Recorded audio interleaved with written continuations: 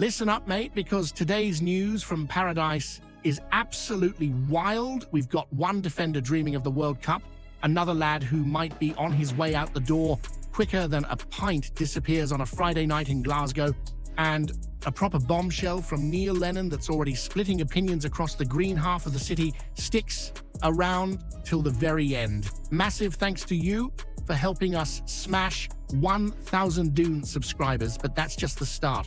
With more than 2,000 views on every story, if you hit subscribe right now, we'll fly past 500 subscribers, all backing the Celtic. Let's prove once again that our support is miles beyond anything the Rangers could ever muster. We have 6 news a day to keep you updated with the mighty Celtic. Hit that subscribe button and be part of it. Let's talk about big Auston Trusty, the American lad who's been desperate to get himself back into Brendan Rodgers' Celtic starting 11. And to be fair, you can't really blame him. Imagine sitting there watching Scalzi take your spot and absolutely boss it beside Carter Vickers while you're still nursing that injury. That's got to sting a wee bit, eh? Especially when you came in for 6 million quid and everyone expected you to be the next rock at the back. Trusty's been chatting on the Rondo podcast, talking himself up, saying he's been performing at an extremely high level. I like the confidence. That's what you want in a defender. But let's be honest, mate, it's been a while since we've seen you flying into tackles at Parkhead. He's saying to look at his stats from the Champions League and Europa League, talking about all the top-class strikers he's marked. And fair play, he's had his moments in Europe. I'll give him that. You could see the potential there. Strong, composed, confident, on the ball. But the thing is, Scales has raised the bar. The Irishman's come in like a man possessed this season. He's been fearless, winning headers, reading the game like a veteran, and the crowd's fallen in love with him. So now Trusty's got a real fight on his hands if he wants that jersey back.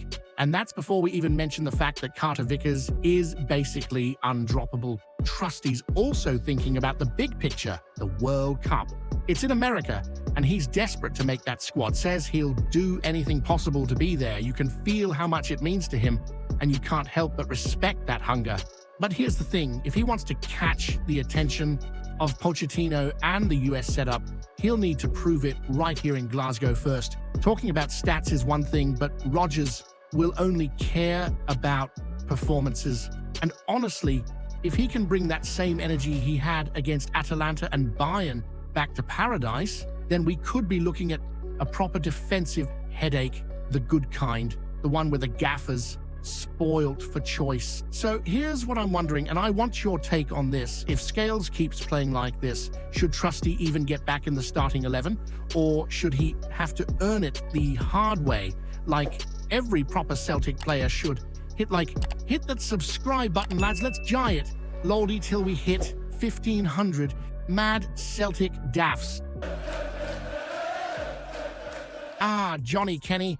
Now, there's a name that's been floating around Paradise for a while, but hasn't quite managed to take off, eh? The lad's got all the energy in the world, but let's be real. Energy alone doesn't get you goals in the hoops. Right now, it looks like he's clinging onto his Celtic career by the very tips of his boots. So, here's the story. Johnny came back in January after that wee spell with Shamrock Rovers, full of confidence, probably thinking he'd make an impact, push for a few starts, maybe even nick a couple of goals, but it just hasn't happened. 1 goal in 8 appearances last season, only 1 start under Rodgers. You know, that's hardly the stuff of legend, is it?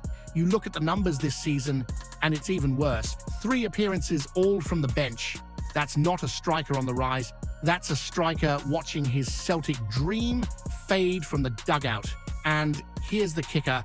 Bolton Wanderers, sitting mid-table in bloody League One, offered £500,000 for him in the summer. £500,000, and we said no.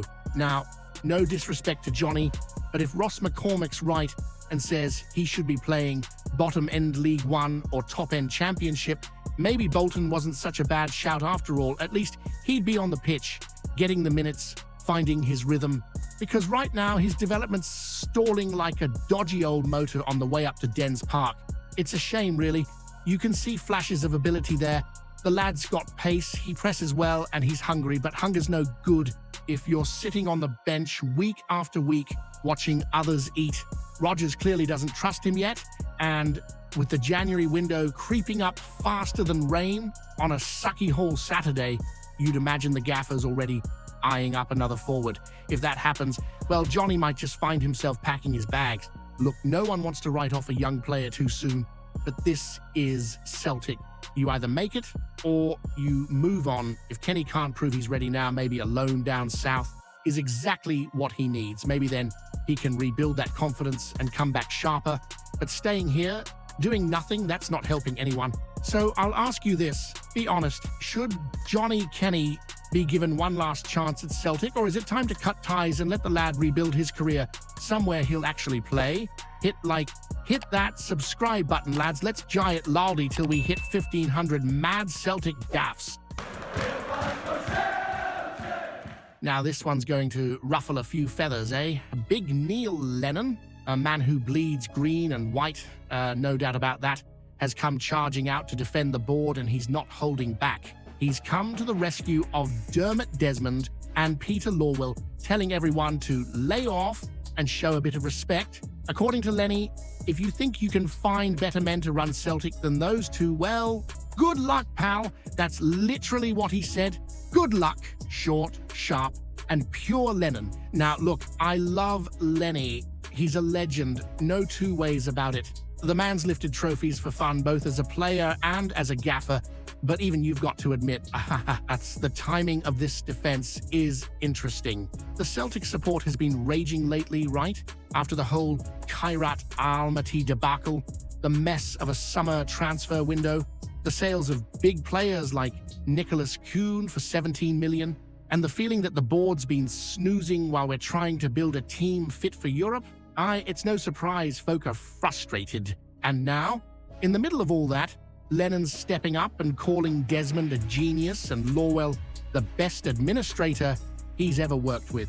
Says everything they've done has been for the betterment of Celtic. I get it. He's loyal. These are the men who gave him his first crack at management, who backed him through good times and bad. But try telling that to the Celtic fan who's sick of watching Champions League qualifiers turn into European nightmares, eh? Lenny even went as far as to say Desmond's on another level intellectually, calling him one of the most forward-thinking men he's ever met.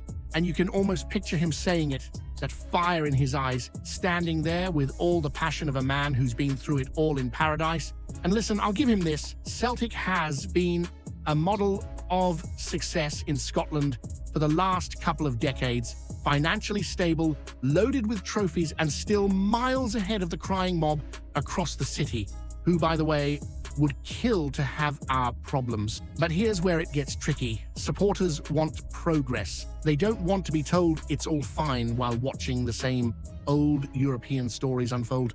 The banners, the protests, the open letters, that's not just noise, that's the heartbeat of the club demanding better.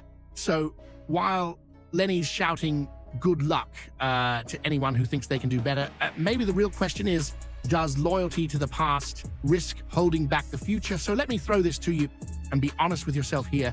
Is Neil Lennon right to back Desmond and Lawwell after everything they've done for Celtic?